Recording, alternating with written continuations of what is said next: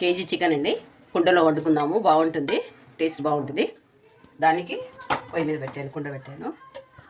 ముందుగా ఆయిల్ పోసుకుందాము. ఒక 4 పచ్చిమిరపకాయలు, పెద్ద ఉల్లిపాయలు ఒక 3,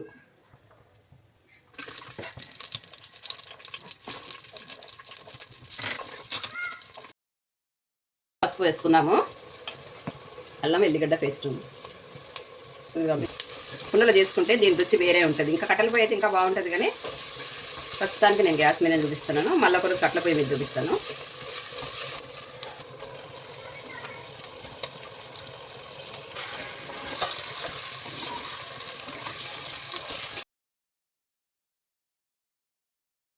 మూత తీద్దాము.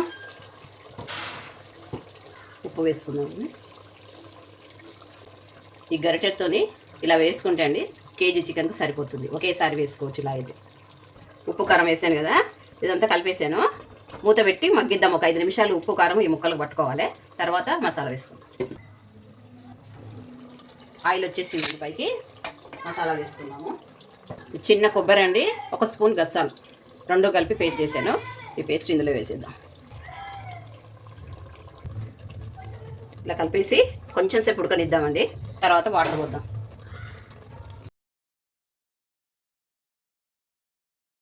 మూత తీస్తుద్దాము. ఉడికిపోయింది కొబ్బరి గసాల. ఈ విధంగా వస్తే కొబ్బరి గసాలు 2 ఉడికినట్టు. దీంట్లో వాటర్ పోసుకున్నాము. 2 గ్లాసుల నీళ్ళు పోసేద్దాం.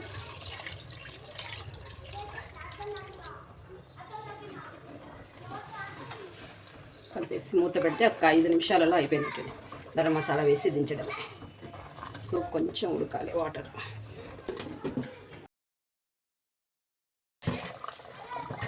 కొద్దిగా ధనియాల పౌడరు, గరం మసాలా అండి, లవంగాలు, పట్టా, సాయి జీరా, ఒక యాలక్కాయ వేసి అప్పటికప్పుడే చేసుకుంటాను నేను.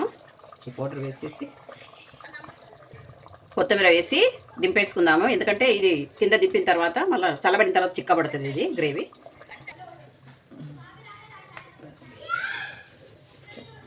వేడి వేడి చికెన్ గ్రేవీ కర్రీ రెడీ అయిపోయిందండి. కుండలో చేసాం కదా, మంచి టేస్ట్ ఉంటుంది ఇది. మీరు చేసుకోండి. మా ఛానల్ని లైక్ చేయండి, సబ్స్క్రైబ్ చేయండి.